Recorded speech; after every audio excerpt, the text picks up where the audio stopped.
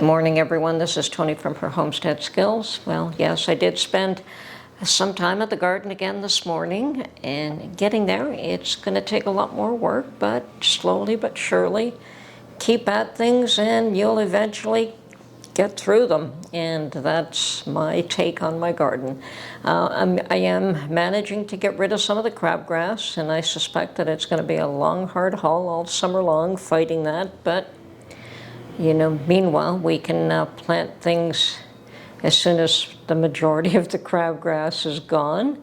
And I'm thinking I've already cleared a space where I can plant some bean seeds. So I may do that even before I finish cleaning up. And perhaps even move my garlic because there is grass growing in between the garlic. So it is up, and I think as long as I'm cautious moving it, I should be okay. I've moved plants in the past. But should be okay. And my asparagus is starting to come up. I think I did break off one or two of the spears while I was trying to clean around them, but that's okay. We'll just keep, hopefully it'll keep producing, and we will be able to get some. I don't have a large patch, but I do have, I don't know, maybe 10 roots, so it should give us a few spears. Perhaps sometime in the future, when I have a larger garden, I can plant a much larger asparagus plot. Looking forward to that someday.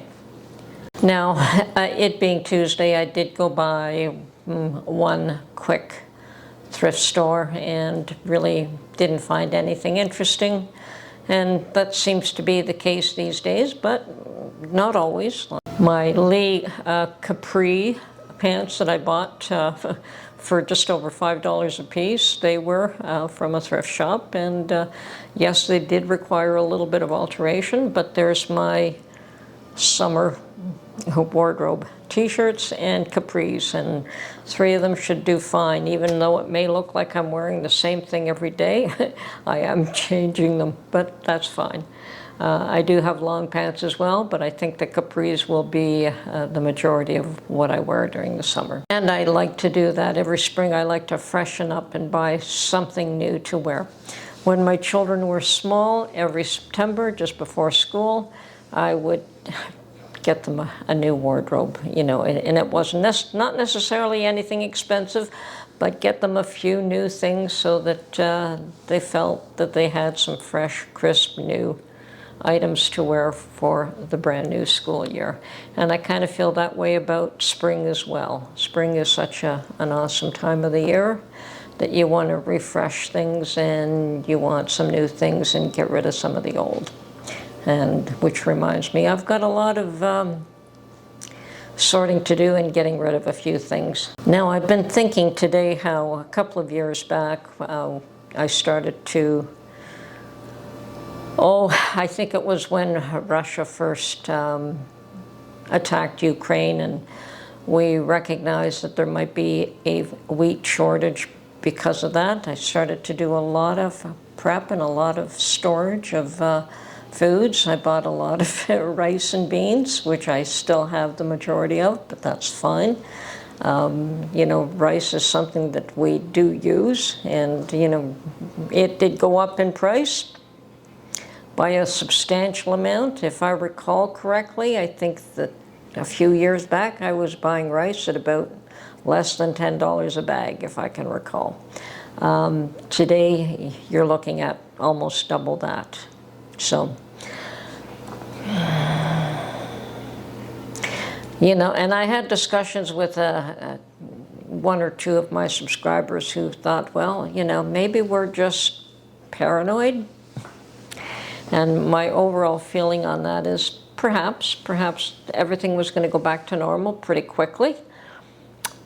But if it doesn't, then if prices start to increase or if we start to see shortages, and both have occurred, we've kind of put money in the bank by putting food away.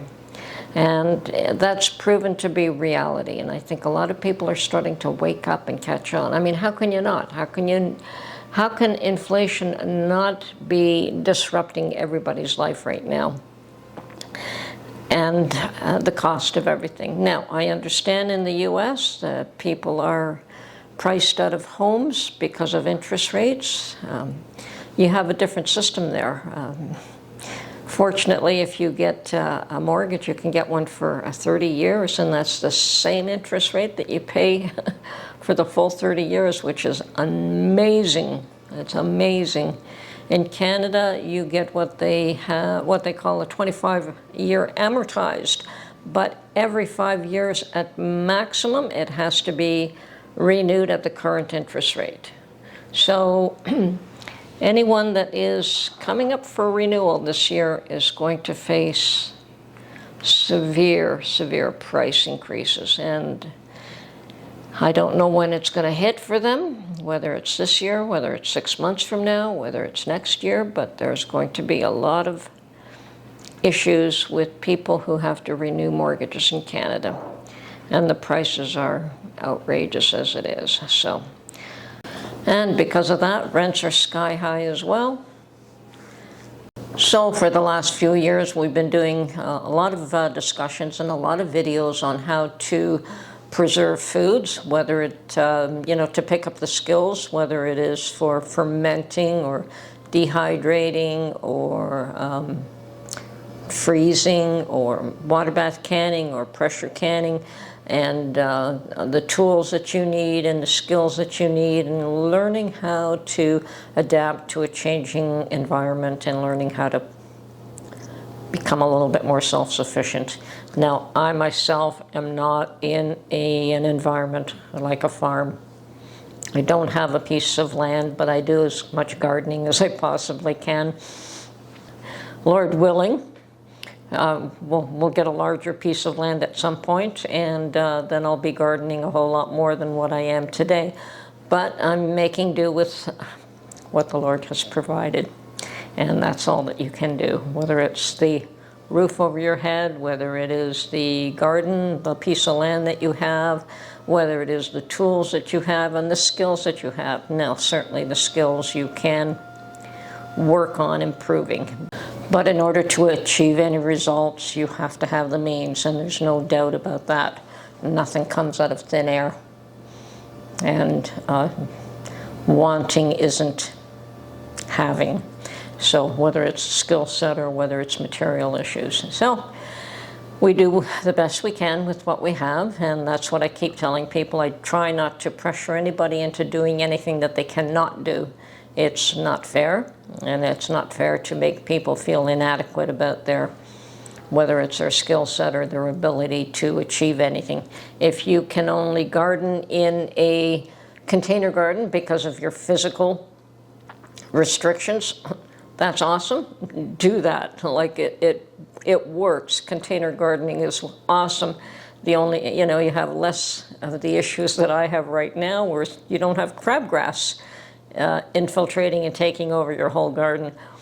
But you do have to water more often. So there's always pros and cons to everything. Now, in my home, before I moved here, before I sold my home, I had put up 3 lovely stone raised beds, and I put them together myself. I had ordered the what they call limestone screening here, which is a very small stone to use as a base, and then I got these stackable stones that are used for walls, I guess, to make a retaining wall.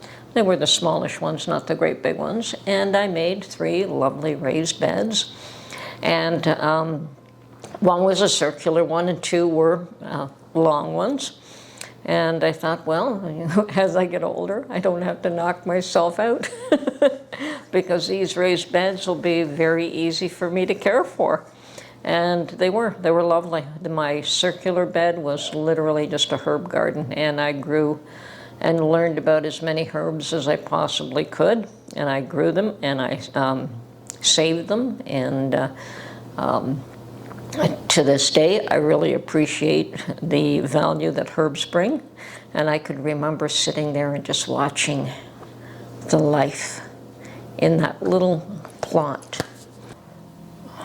it was amazing to me to see how much life was around the flowers and the smell of the herbs, all that it attracted. There was a whole new world in there, that an ecosystem that you, unless you sit there very quietly and watch it happen, you never know that it exists. Yes, you see the bee here and you see the bird there, but that's it. Now, as well as my 3 raised garden beds, I also got Mark to dig me a fish pond. And he did that for me. And he got more fun out of trying to carve a great big huge stone so to create a waterfall, and he did carve that out. And yeah, that's where he found the interest in doing some of that work. But yeah, it was a lovely garden while it lasted, and I thought it would be my last one. But it wasn't. Maybe it was not my first, but it certainly was not my last. And perhaps one day I'll create another lovely garden, and we'll see what happens. But today I have a plot of land that I'm able to utilize that is not mine, but I can still grow some things that I want. And I cannot develop that piece of land the way I want to, but at least I can grow things.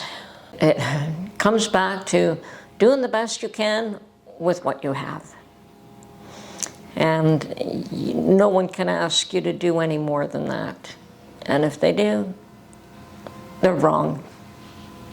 So if you've never pressure canned anything and you want to learn, certainly there are ways and means to do it. There's a lot of instructions on many YouTube channels on how to do it. Personally, I recommend you, if you're just starting out, that you follow safety precautions and instructions, and you don't do anything that has not been tried and tested. If you want to, sometime in the future, when you're a little bit more experienced, you may want to try other things, but I would wait until you have a little bit more experience before you do that. And I know that many of you, as well as me, when I first got my pressure canner, it terrified me. I sat there and watched the whole thing from beginning to end, worried that it was going to explode. But no. So there's safety valves that would blow out rather than have the whole thing explode. So not what it used to be, nothing to fear. The only thing to fear is fear itself. And today I highly recommend that you still learn whatever skills you can for self-sufficiency, whether it's learning how to light a fire, whether it's learning how to use cast iron, whether it's learning how to propagate a plant from an existing plant, how to multiply what you currently have. If you buy one plant, you can multiply it sometimes either by propagation or by collecting seeds. There are so many skills that you can learn to be self-sufficient, and all it takes is the willingness to do it. And that may not be your cup of tea. If it isn't, perhaps there's other skills that you could learn that would be a benefit to you and to your family, and that's okay too. Don't give up. Learn what you can. Never stop learning. The door is always open to learning something new, and it's always, I throw myself into that wholeheartedly, like with my new freeze dryer. I find that an interesting tool. The true value of an item like that comes in being able to prepare ready-made meals that you just add water. Boiling water, I guess. You boil some water and add it, and you have a meal that is instant at a moment's notice. I know you can buy these things already made, but they certainly cost a whole lot more. And once again, if you don't have the equipment, there's nothing wrong with buying the meals ready-made if that's what you feel. I also believe that some things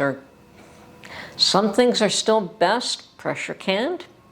Some things are still best frozen. Not all foods are best preserved by one format alone. There are foods that I will no longer pressure can. I don't like the way they turn out. I don't like the taste.